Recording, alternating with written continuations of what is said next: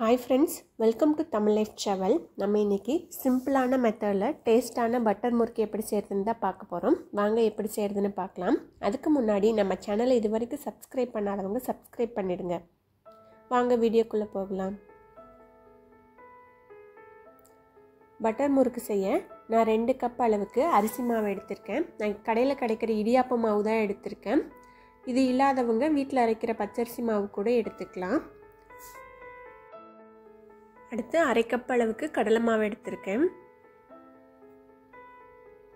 அடுத்து அதே கப்பில் 1/2 கப் அளவுக்கு பொட்டுக்கடலை எடுத்துருக்கேன். இதை நல்லா மிக்சி ஜாரில் சேர்த்து நைஸாக அரைச்சி எடுத்துக்கலாம். இந்த மாதிரி நல்ல பவுடராக அரைச்சி எடுத்துக்கணும். இதை ஜல்லடையில் நம்ம சளிச்சு மாவு கூட சேர்த்துக்கலாம்.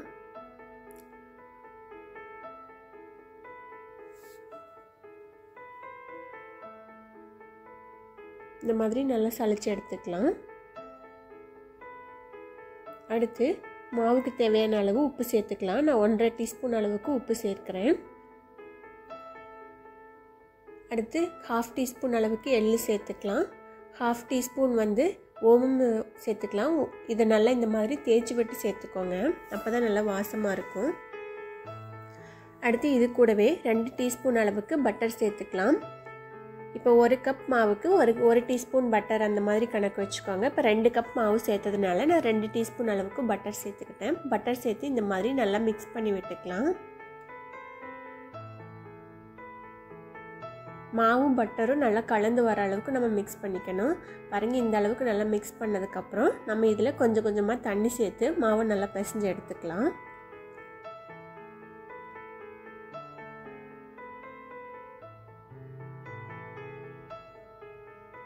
இந்த முறுக்கு செய்கிறப்ப நம்ம பொட்டுக்கடலையும் கடலை மாவும் கரெக்டான ரேஷியோவில் சேர்த்துட்டோம் அப்படின்னா உதிராமல் நல்லா வரும்.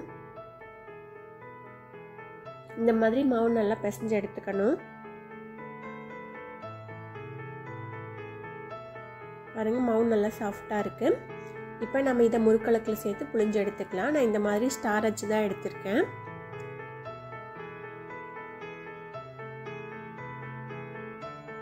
மாவு உருட்டி முறுக்குலக்கில் போட்டுக்கலாம்.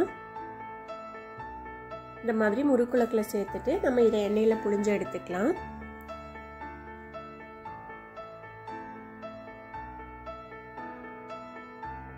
நான் முறுக்கு புளியை கடலெண்ணெய் தான் சூடு பண்ணி வச்சுருக்கேன்.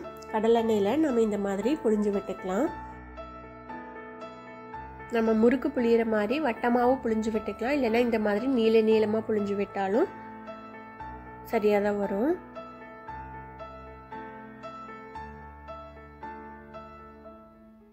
பாருங்கள், இந்த மாதிரி முறுக்கு புளிஞ்சு விட்டோன்னே நல்லா நுரை கட்டி வரும். இந்த நுரை இந்த மாதிரி லைட்டாக அடங்கினதுக்கப்புறம் நம்ம திருப்பி விட்டுக்கலாம். பாருங்கள், நுரை அடங்கிடுச்சு. நான் திருப்பி விட்டுக்கிறேன். இதே போல் 2 சைடு நல்லா செவந்ததுக்கப்புறம் நம்ம இதை எடுத்துடலாம்.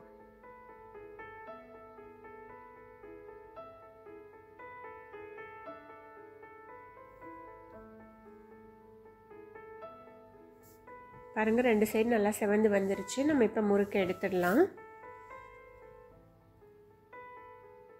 உங்களுக்கு பார்க்கும்போதே தெரியும் முறுக்கு நல்லா பொறுபொருன்னு வந்திருக்கு.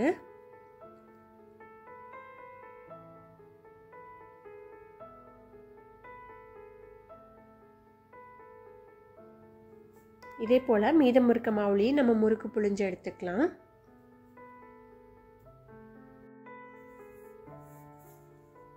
எல்லா மாவையும் சுட்டு எடுத்துட்டு உங்களுக்கு நான் எப்படி இருக்குன்னு காட்டுறேன்.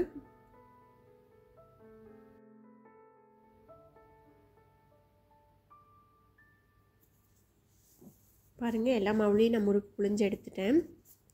எவ்வளோ பொறுபொருன்னு இருக்குது பாருங்கள். நல்லா கிறிஸ்பியாக சூப்பராக வந்திருக்கு.